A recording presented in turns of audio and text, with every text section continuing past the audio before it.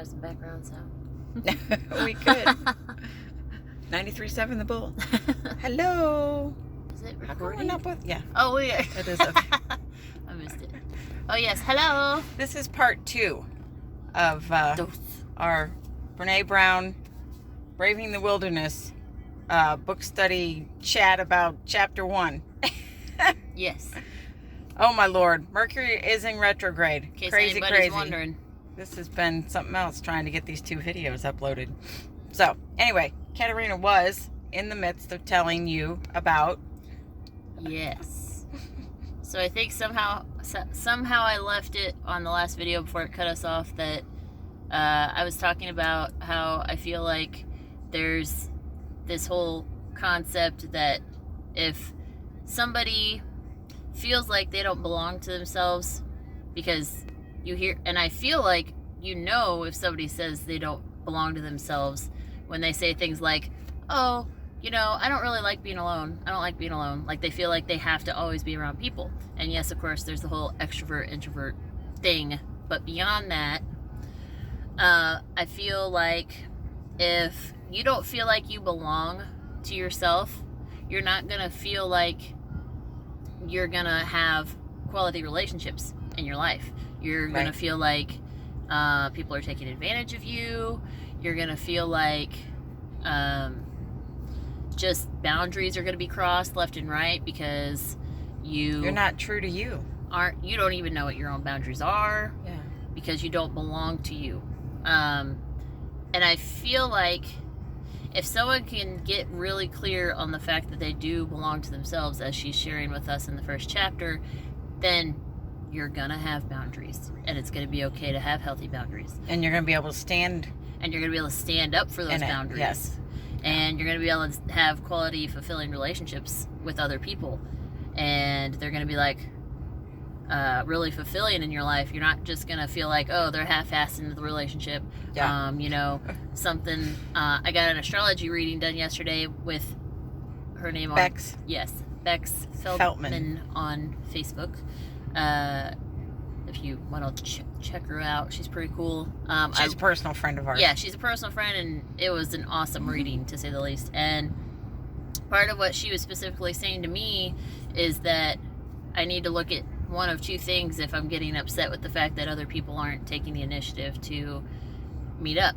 Because a lot of people, I'm sure, deal with the fact that they have friends that they feel like they're always the one initiating to meet up with those people. And what I am finding that she reminded me of is, if I'm having that struggle, what I specifically need to do is, 1, I need to look at whether or not I'm getting tired of the actual initiating piece.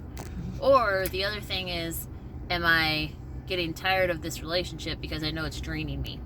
And I think that was really helpful and insightful for me to think about, because I hadn't really thought of it like that in that context yet. And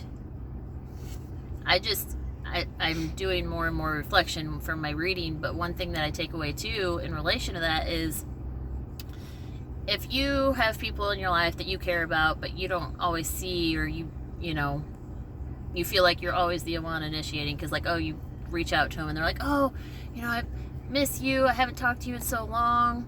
There might be that brief well, that's annoying that you couldn't feel like you could make the point to reach out first if that's how you feel. But at the same time, we all understand, I understand, people's lives are busy. And I'm coming to the realization that if I have people that I care about, that I want to see in my life, I need to make the point to reach out if that relationship is important enough to me. Yeah. That's the goal. That's the key. We're in a time here where we need to let go of some relationships that don't support us, that don't fill us up. Yeah, and don't let our light shine, our real light. Yeah, not the fake light. Not the fake light that we think that everybody wants to see. Yeah. So if I were, because this is how I see it, if I'm gonna have authentic relationships with others, I need to have an authentic relationship with myself. Yes. And be willing to be vulnerable with myself, be willing to be courageous with myself, so that I also in turn can do that with other people. Yeah. And it's not easy. I mean, I think the more we do it, it's like riding a bike. Yes. The more we practice it, and the more we practice honing our intuition to know which people need to be in our lives and which don't. Right. There are those forever people, and then there are those ones that come in and they have certain lessons to teach us, and then they leave. That's why I always like the quote that's out there about like every person in your life has a season, just depends on how long they stay, kind of thing. Right. Because Yep. it's like they may stay every season, and that's great. Yep. But sometimes people just stay because it's convenient. Sometimes they stay because, you know, they don't have anybody else, whatever. So I think it's just good to be clear with yourself on what kind of people you want. Yeah. And know that it's okay to belong to yourself. And not feel like you don't have to necessarily fit into a crowd. No. That's boring anyway, No. in my opinion. But- So carry on with chapter 1. We have 2 weeks to read. If you're catching this on my YouTube channel, we've got a book study going on, and we can add people until Monday, and we're going to read this book, Brene Brown, Braving the Wilderness, until August 31st. So have a wonderful day, and we'll catch you on the next video. Bye, guys. Bye.